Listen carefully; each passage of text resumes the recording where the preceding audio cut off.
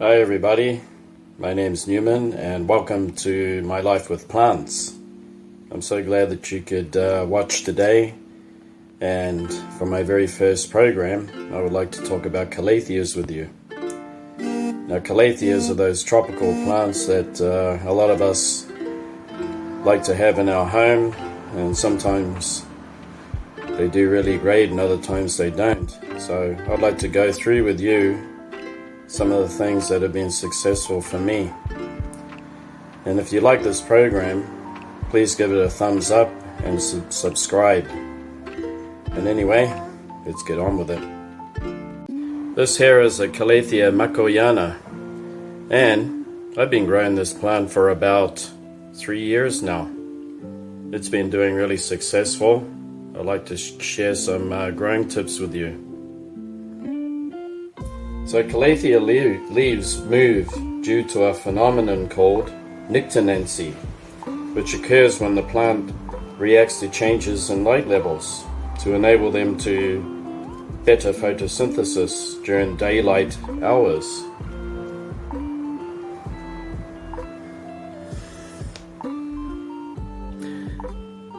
And that kind of gives you a hint as to how to grow them. And one more thing is that Calathea ornata, which is another Calathea species, they have deep purple undersides to their foliage, which allows them to absorb light and lower light levels, meaning that they are best grown in shade or indirect light. But what is the benefit of leaves pointing upwards? It's kind of a thing that kind of gives you an idea of how to grow these better. Well, the leaves pointing upwards, they could benefit the plant because the undersides are purple, right? So as the light levels start to go away, the leaves start to tilt upwards, which is revealing the purple side underneath. And they must collect at least more light source during low light hours, or if it's overcast when they're growing in the jungle. That kind of tells you where to place them, doesn't it? So I have my Calathea makoyana growing in a west window, so it gets a lot of bright light, but indirect. Any direct light will actually put stress on the plant and excessively heat the leaves, and when the leaves get too hot and too much direct sunlight, which is what you don't want to do, the plant won't absorb water anymore. It'll stop taking up water and it'll stop doing photosynthesis, probably getting yellow leaves, wilting, and making it look like it needs more water. So I'm going to show you the placement of the plants. Hi, this is the placement of the plants. They're in a west window. The light coming through here, I mean, if I put my hand there, it's just, I can't even feel the sunlight on my hand. It's that soft, and this is where it thrives best, having its best life here, producing a lot of new growth. We've got one here and one up there and many more.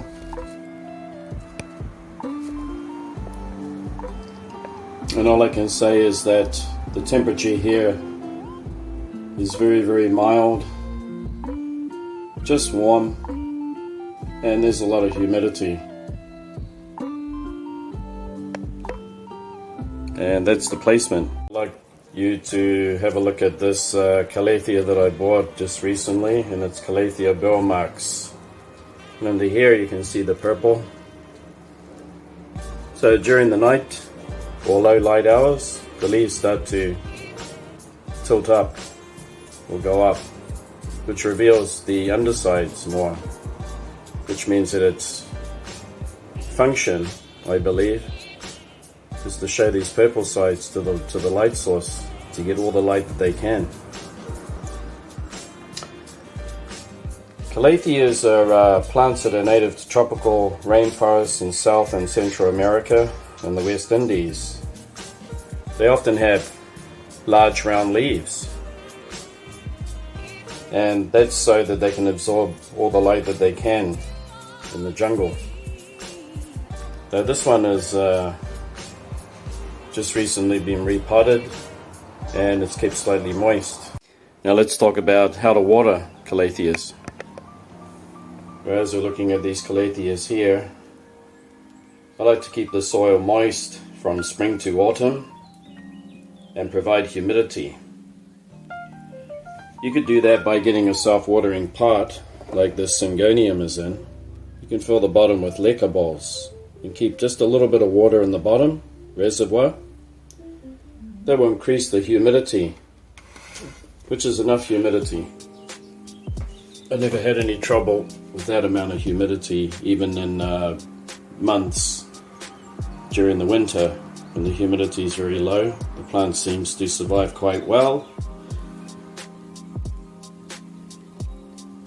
Over here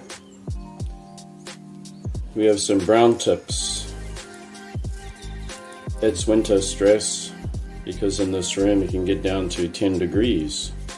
But the Calathea plant is able to survive, and the reason for that is that it's a healthy plant.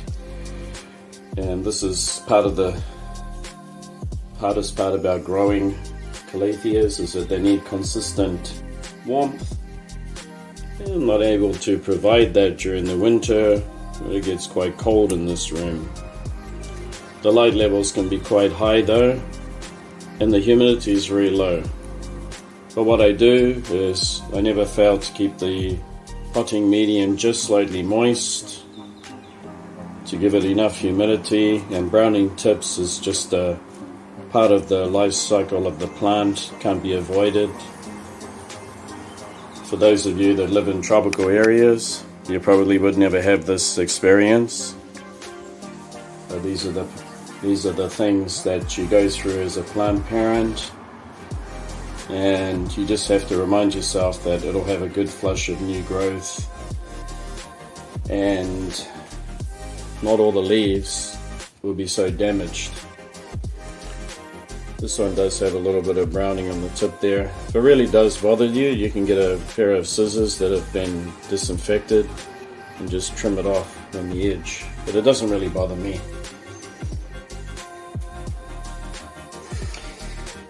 Discussing watering, well, use distilled water or rainwater. If tap water is your only option, you can add white vinegar. This is white vinegar right here. Every 2 liters, I put a tablespoon. Now that will adjust the water pH down to 5.5 to 6. And that is a good pH. And what is the reason for having to adjust your pH? Well, it's quite simple. Plants cannot absorb minerals. The minerals become locked in the soil and are hard to absorb for the plant. So what you have to do is you have to have a pH of about 5.5 to 6, and that unlocks a lot of minerals in the soil, including salts, which otherwise build up in the soil. And once they start building up, because you're using alkaline water, which is high in pH, it starts to make the soil uninhabitable for the plant. It just will stop growing. The soil will become too alkaline. All the salts start building up on the surface of the soil. The plant can't absorb nutrients anymore.